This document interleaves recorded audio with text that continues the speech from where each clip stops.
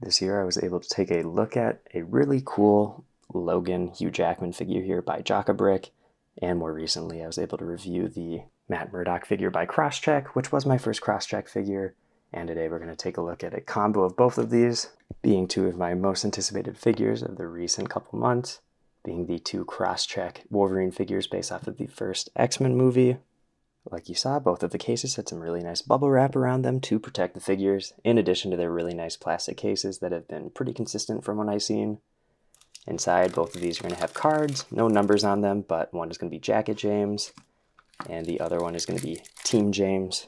Interesting to point out that the Jacket one only has 3 claws, and the Team one has both claws in like the X sort of shape that he usually does. Since I bought these figures from Tier 1, you can see that it has their seal there. So it's important you want to inspect your figures a little bit before opening them, because if you open the bag, then Tier 1 has like their warranty. So something to keep in mind there. To start off, we'll take a look at the more civilian-esque clothing and his look from the beginning of the first X-Men movie with his classic leather jacket with the yellow stripes, paying somewhat of an homage to his original design. And one weird thing I'm noticing is that the striping on this is not consistent, so I must have gotten a misprint or something, but you can see that that orange stripe on that left arm there is much thicker, and it looks like it might actually be missing like the black printing on the outline there, so I guess I didn't take a look at my figures that closely. It is a pretty detailed figure, but not way too detailed that it's going to throw off if you have an X-Men collection of some sort with more Lego styled figures. And with that being said, it does just have a nice balance of detail but simplicity. I'm really enjoying the jacket printing here, and overall you can just see like slight little bit of leather wear across the different torso and different shades of brown, lighter brown. The legs, nice wraparound boot shoe print. Let's check the inside of the leg, see if it's there. All right, not wrap around on the inside. One thing I will say on this figure especially, I do not like the claws. You can just see the weird extra plastic on the outside of the hand on these especially, and the claws are just not straight out of the packaging, and it's just like a really thin plastic, which would make sense why they're getting so distorted.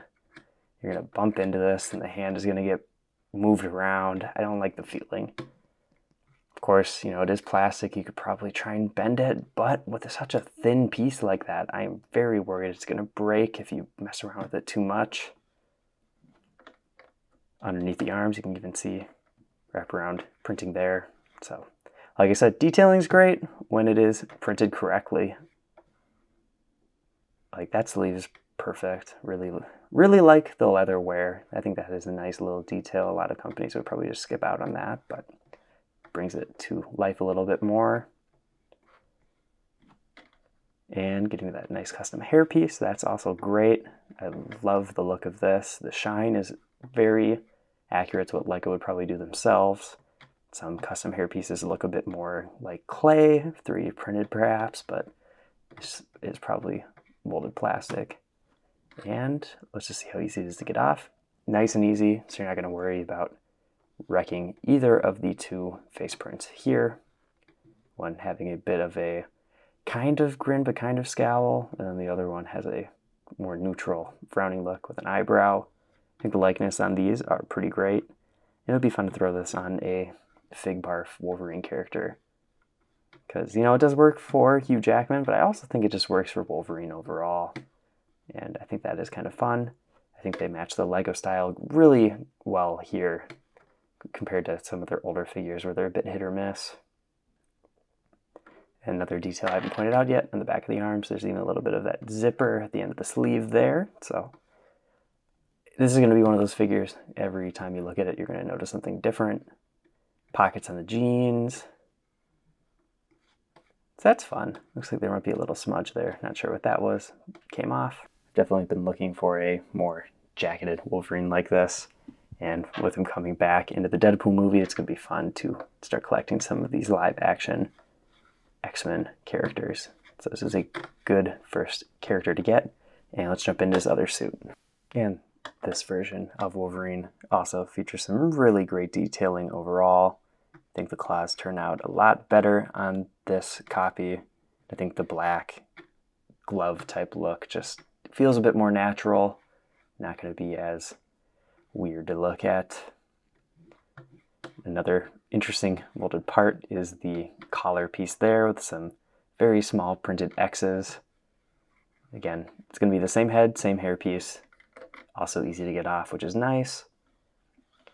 And this collar piece is really interesting because it's just like the width of the head. So if you rotate the head, the collar is probably going to move a bit.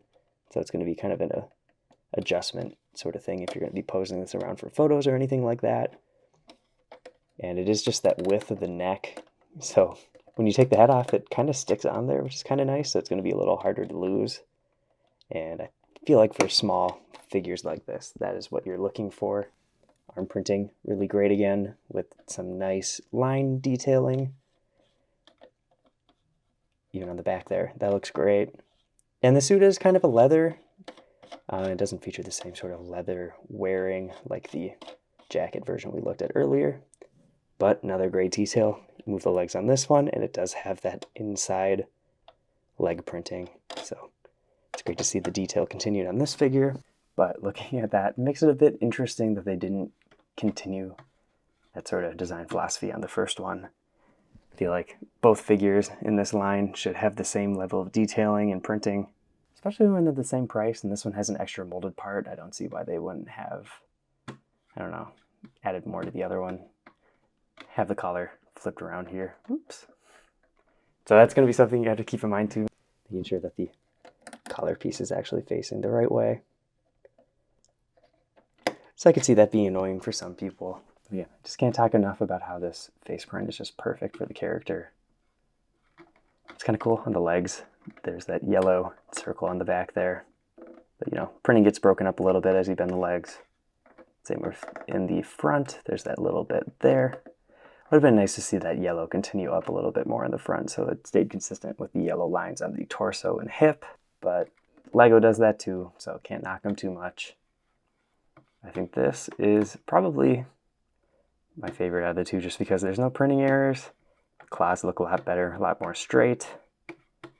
And I think the interesting choice for these suits for the movies is just a little iconic at this point, where they have some influences like the tiger striping on the sides there, and obviously some yellow, but you know, matches the new X-Men look a lot more than the classic Wolverine suits, which is fine because Lego has put out a couple of those already and they're going to keep putting them out with other future X-Men sets, so never going to miss out on those.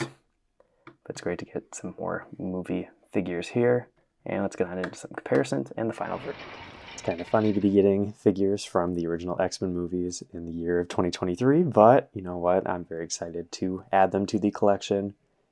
I think both of these have some really great positives. Of course, some negatives as well, like the claws being a little crooked and also missing the black stripe on there. I looked at the original render, and that's actually what happened. It wasn't a misprinted part. They just forgot to add the black stripes on the digital design.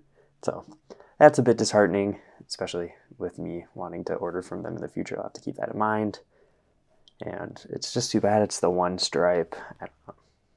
But definitely will say that this leather suited version is very great and probably the perfect representation of that version of that suit in Lego. And it's kind of fun to see it next to the Old Man Logan figure as well by Jackman. Two different companies, but both of these fit together pretty well.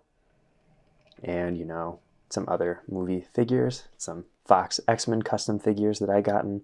And it's going to be very fun to see Deadpool and Wolverine actually together in a movie with Deadpool 3 coming out soon. Very excited for that. Plus, I have another Fox X-Men figure that I'll be reviewing soon, which is from X-Men Origins Wolverine, and that's going to be the Deadpool from that movie. So it'll be great to compare all of these together again there. But I will definitely say I recommend the X-Men suit there. And the jacket suit, other than that arm, it's great. I would recommend it too. I do think that the flesh color claws look a little more off on that figure compared to when they're the black version. But other than that, great face print, great hair mold, and then all the other little details add up to make both of these figures really awesome. If you want to see more custom X-Men or custom Lego videos overall, check out all the other videos on my channel. I've been Brick Radiop, and I'll see you in the next video.